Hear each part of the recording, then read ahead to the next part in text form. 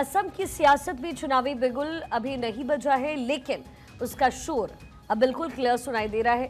ब्रह्मपुत्र के किनारों से लेकर के बराक घाटी तक राजनीतिक हलचल बिल्कुल तेज है और इसी बीच भारतीय जनता पार्टी ने पूरी ताकत के साथ मोर्चा संभाल लिया। पहले पार्टी के प्रदेश अध्यक्ष नितिन नवीन का असम का दौरा और अब केंद्रीय गृह मंत्री अमित शाह का 3 दिवसीय प्रवास, ये संकेत दे रही है कि बीजेपी चुनावी रण में आक्रामक तेवर के साथ उतर चुकी है। 3 दिनों तक असम की धरती पर मौजूद रहकर गृह मंत्री अमित शाह न केवल संगठनात्मक बैठकों के जरिए रणनीति को धार देंगे, बल्कि सीमावर्ती इलाकों से लेकर के शहरी केंद्रों तक जनता की नब्ज भी टटोल रहे हैं। सुरक्षा, विकास और राष्ट्रवाद के मुद्दों को केंद्र में रखकर वो रैलियों में हुंकार भर रहे हैं। असम के नाथपुर में वाइब्रेंट विलेज प्रोग्राम 2 के तहत लोगों को संबोधित कर रहे हैं और घुसपैठियों को बाहर निकालने की बात भी कर रहे हैं। कांग्रेस की सरकारों ने हमारी सीमाओं को घुसपैठियों के लिए खुला छोड़ा था। घुसपैठी आसाम में घुसते गए, आसाम के युवा की रोजगारी, गरीब का अनाज और गांव की भूमि छीनकर यहां पर जनसांख्यिकी परिवर्तन करने का प्रयास चला। मगर आसाम की जनता ने 10 साल पहले भारतीय जनता पार्टी की सरकार बनाने की शुरुआत की और हमने सबसे पहले 5 साल में काम किया, घुसपैठ को रोकने का काम किया। यहां पर भारतीय जनता पार्टी की सरकार बनाई है। मैं आपको वादा कर जाता हूं, कांग्रेस के शासन में घुसे हुए एक घुसपैठिए को चुन चुन कर वापिस भेजने का काम हम करेंगे। देखिए, असम में ये जो दौरा है वो सिर्फ औपचारिक कार्यक्रम तक सीमित नहीं है, ये एक राजनीतिक संदेश भी है, यानी मैसेजिंग है। संदेश ये कि चुनावी समर में बीजेपी नेतृत्व खुद मैदान में उतर चुका है और अब निगाहें इस बात पर टिकी हैं कि इन 3 दिनों की सक्रियता असम की चुनावी हवा का रुख आखिर किस हद तक बदल पाती है। दरअसल बीजेपी हैट्रिक लगाने के लिए पूरी ताकत इस समय झोंक रही है। अक्षय मेरे सहयोगी समय हमारे साथ कनेक्टेड है पूरे विश्लेषण के लिए। अक्षय, असम में एक तरीके से कह सकते हैं कि बीजेपी अपने ओवर प्रैक्टिस में है, वहीं दूसरी तरफ कांग्रेस भी चुनावी धार को और मजबूत करने की कोशिश कर रही है, क्योंकि प्रियंका गांधी वाड्रा भी वहां पर पहुंची हुई हैं। अब ऐसे में इस बार असम की जो फाइट होनी है, उनके मुद्दे कौन कौन से हैं और दोनों ही पॉलिटिकल पार्टीज या फिर ये कहें कि जो वहां के स्थानीय जो पॉलिटिकल पार्टीज भी हैं, वो किस तरीके से खुद को साथ रखते हुए एकजुट होते हुए काम करेगी और पक्ष विपक्ष के खेल में इस बार नया क्या होने वाला है? और देखिए, नया होगा घुसपैठिया, और घुसपैठियों का जो मामला है वो निश्चित रूप से विस्तार लेते हुए दिखेगा। पश्चिम बंगाल चुनाव हो या असम चुनाव हो, अमित शाह ने एक तरफ से मंत्र फूंक दिया है कि असम के अलावा जो भी दूसरे राज्य खास करके पश्चिम बंगाल और बांग्लादेश से अगर घुसपैठिए आते हैं तो उनको हर हाल में बाहर जाना होगा, ये तय कर दिया गया है। एक बड़ा मुद्दा होगा। दूसरा मुद्दा ये होगा कि प्रधानमंत्री नरेंद्र मोदी ने जो काम किए हैं, केंद्र सरकार ने जो काम किए हैं, किस तरह से असम के जीवन में, असम के लोगों के जीवन में बदलाव आया है, वो एक मुद्दा होगा। तीसरा मुद्दा होगा कि असम किस तरह से अपनी समृद्धि और शक्तिशाली राज्य बनने की दिशा में अग्रसर है, ये तीसरा मुद्दा होगा। एक तरफ से कहा जाए तो बीजेपी अपने आप को हैट्रिक लगाने में सबसे मजबूत पा रही है, क्योंकि अमित शाह ने जो रणनीति तैयार की है उसके अनुसार कहा जा रहा है कि जिस तरह से घुसपैठ पश्चिम बंगाल में मुद्दा रहा है, असम में भी ये मुद्दा निश्चित रूप से हावी रहेगा और उसके लिए रणनीति ये बनाई गई है कि हिमंता बिस्वा शर्मा को पूरी खुली छूट है कि वो किस तरह का बयान जारी करते हैं, किस तरह से ध्रुवीकरण की जो राजनीति है वो असम में अपने आप को करते हैं। और आपने देखा होगा कि पिछले 10 सालों में हिमंता बिस्वा शर्मा ने जो कांग्रेस में थे तो उनके जो एजेंडे थे अलग थे, उनके मुद्दे अलग थे, लेकिन बीजेपी में आने के बाद उन्होंने राष्ट्रवाद का जो चोला पहना है वो उनके लिए बेनिफिट कर रहा है और राष्ट्रवाद हित, राष्ट्रवाद, ये पूरे मुद्दे निश्चित रूप से असम में छाए हुए हैं। बीजेपी की साफ तौर पर रणनीति है कि 126 सीटों में से शिखा लगभग 95 और 100 सीटों पर चुनाव लड़ा जाए। इसके लिए लगातार अपने सहयोगी दलों के साथ भी मंथन किया जा रहा है। आज जब रैली नाथनपुर में अमित शाह ने की, उस समय भी सहयोगी दलों के नेता मौजूद रहे, पीपीपी के नेता मौजूद रहे, असम गण परिषद के नेता मौजूद रहे, और ये दिखाता है कि सहयोगी दलों को साध करके बीजेपी कैसे असम चुनाव को जीतना चाहती है। हालांकि इस बार पिछली बार की अपेक्षा से ज्यादा सीटें बीजेपी अपने पास रखना चाहती है, क्योंकि उनको लगता है कि सहयोगी दल उनका साथ तो निभा सकते हैं, लेकिन अगर उनको ज्यादा सीटें छोड़ दी जाए तो फिर बीजेपी के लिए मुश्किलें हो सकती है। इसलिए 95 से 100 सीटों का आंकड़ा रखा गया है। दूसरी बात यह है कि जिस तरह से घुसपैठियों का मामला रहा है, एक तरफ से बीजेपी अगर कहा जाए तो मुस्लिम तुष्टीकरण की राजनीति जब कांग्रेस करने की कोशिश करती है, उसके एवज में बीजेपी ने प्लान किया है कि वो मुस्लिम बूथों तक पहुंचेंगे, मुस्लिम बहुल बूथ जितने होंगे उस पर भी फोकस किया जाएगा, और ये जो संख्या है लगभग 7 से 8 हज़ार है शिखा, वो बहुत महत्वपूर्ण वोट बैंक है जो कि कांग्रेस के पास है। और ये तय करना होगा बीजेपी को कि वो वोट बैंक कैसे खिसके ताकि बीजेपी को और उनके सहयोगी दलों को फायदा मिल सके। दूसरी तरफ प्रियंका गांधी लगातार बैठकें कर रही हैं और देर रात तक, कल 3 बजे तक उन्होंने बैठकें की। कांग्रेस उसको प्रदर्शित कर रही है कि किस तरह से सीटों का समीकरण साधने में कोशिश प्रियंका गांधी कर रही हैं। कांग्रेस के सामने चुनौती यही है कि अपने सहयोगी दलों को कैसे साथ लिया जाए। क्या अकेले चुनाव मैदान में आते हैं तो फिर क्या उनके पास ऐसे प्रत्याशी हैं जो चुनाव जीत सके?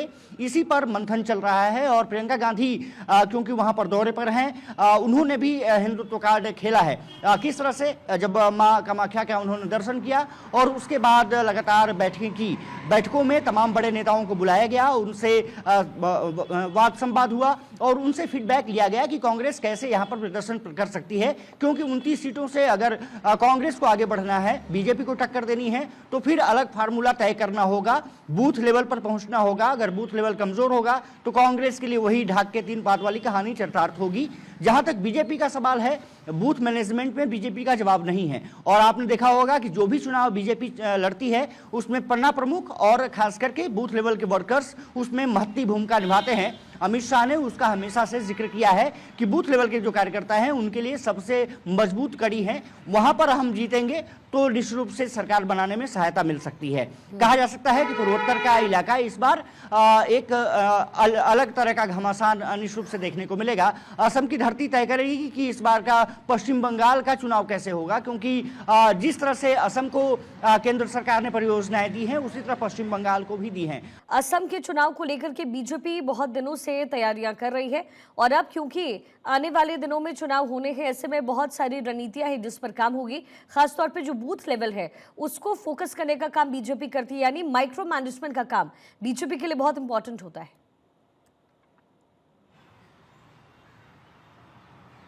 बिल्कुल महत्वपूर्ण होता है शिखा। और सबसे बड़ी चीज़ आपने देखा होगा कि खास करके 2014 के चुनाव के बाद जब प्रधानमंत्री नरेंद्र मोदी पीएम बन करके आए, उस समय यूपी की बागडोर अमित शाह के कंधों पर थी। और जिस तरह से उन्होंने मैनेजमेंट किया था, यूपी की सीटों को लेकर के मैनेजमेंट किया, देश की सीटों को लेकर के मैनेजमेंट किया, उन्होंने जिस तरह से बूथ लेवल वर्कर्स को एक ताकत दी, जिस तरह से पहचान दिलाई, पन्ना प्रमुखों को जिस तरह से शामिल किया, उसके बाद बीजेपी लगातार उस रणनीति पर कायम रही। और आपने देखा होगा 14, 19 फिर 24 का इलेक्शन जीता गया। हालांकि 24 में थोड़ा झटका जरूर लगा, लेकिन उसके बीच में तमाम विधानसभा चुनाव हुए, उसमें इसी मैनेजमेंट फार्मूले को लागू किया गया और उसका असर रहा कि बीजेपी लगातार अधिकतर राज्यों में अपनी सरकार बनाती गई। जहां मैनेजमेंट कम रहा, जो पश्चिम बंगाल एक बड़ा एग्जाम्पल है, वहां पर बूथ लेवल वर्कर्स उनके पास ज़्यादा इकट्ठा नहीं हो पाए।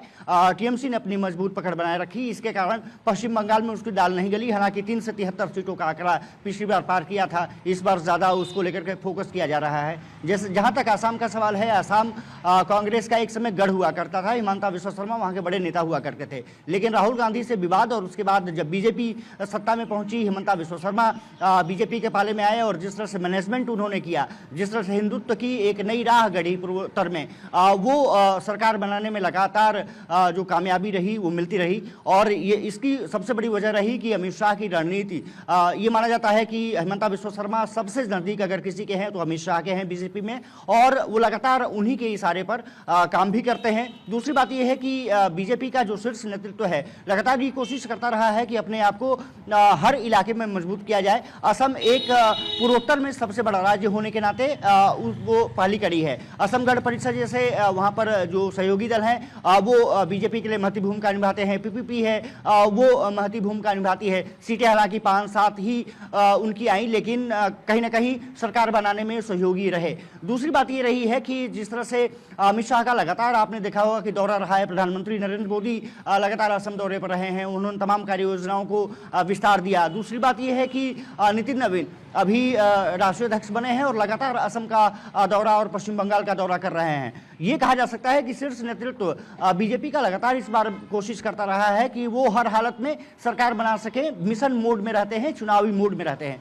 कांग्रेस वहीं उल्टी धारा में बहती हुई दिखाई देती है। बड़े नेतृत्व कभी कभार जाते हैं, ऐसा लगता है जनता उनको भूलने लगी है तो फिर वो अपनी याद दिलाने पहुंच जाते हैं। यहाँ मैनेजमेंट की बात अगर आती है, बीजेपी हर दल पर 21 साबित होती है और यही वजह रही है कि सरकार लगातार वो बनाने में कामयाब होती रही है। असम का चुनाव हालांकि इस बार दिलचस्प होने जा रहा है, क्योंकि लगभग अगर देखा जाए तो 10 साल की एंटी इनकम्बेंसी भी बीजेपी को झेलनी पड़ेगी। हिमंता बिस्वा शर्मा को झेलना पड़ेगा, क्योंकि उन पर आरोप तमाम लगे हैं और खास करके विपक्षी दल आरोप लगाते हैं कि उन्होंने भ्रष्टाचार का एक नया आयाम गढ़ा है। अब सबसे बड़ी बात यह है कि क्या ये जो संदेश है जनता में कांग्रेस पहुंचा पाती है और बीजेपी क्या उसको तोड़ कर निकाल पाती है कि जो काम हिमंता बिस्वा शर्मा ने किया है वो पूर्ववर्ती मुख्यमंत्रियों ने नहीं किया है। अब शिखा सभी की निगाहें इसी बात पर रहेगी कि जब चुनाव की घोषणा होगी, क्योंकि इलेक्शन कमीशन लगातार बैठकें कर रहा था,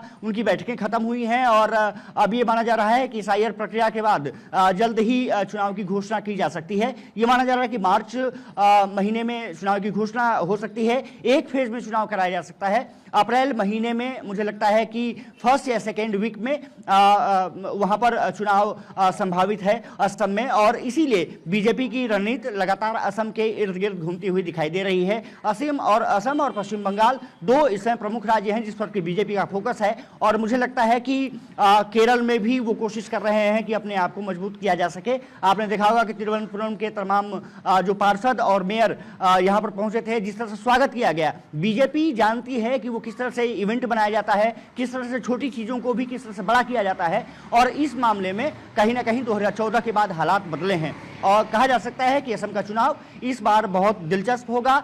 जीतेगा कौन, हारेगा कौन, ये तो फिर भविष्य के गर्त में है, लेकिन मुकाबला निश्चित रूप से कड़ा होगा। कांग्रेस कोशिश कर रही है कि वहां पर हिमंता बिस्वा शर्मा के सरकार के भ्रष्टाचार, उनकी नाकामयाबी और 10 साल के एंटी इनकम्बेंसी को फायदा उठा करके चुनाव जीत हासिल कर सके। बीजेपी चाहती है तीसरी बार लगातार सत्ता में वापसी अपनी कराई जा सके। इसके लिए लगातार नेताओं का, शीर्ष नेताओं का वहां पर दौरा चल रहा है। कार्यकर्ताओं से संवाद, बड़े नेताओं से संवाद, सीटों का समीकरण, ये तमाम जो चीजें हैं वो लगातार दर्ज की जा रही हैं और शिखा कह सकते हैं कि इस बार का जो चुनाव होगा असम का वो बहुत दिलचस्प होगा। उस पर सभी की नजरें रहेंगी, बिल्कुल। देश और विदेश चुनावी की भी रणनीति नजरें असम में क्या रहने वाली है तमाम पॉलिटिकल पार्टीज की, इस पर हर किसी की नजर बनी हुई है, क्योंकि इस बार सत्ता का स्वाद कौन चखने वाला है ये जनता तय करेगी। अक्षय, फिलहाल बहुत शुक्रिया।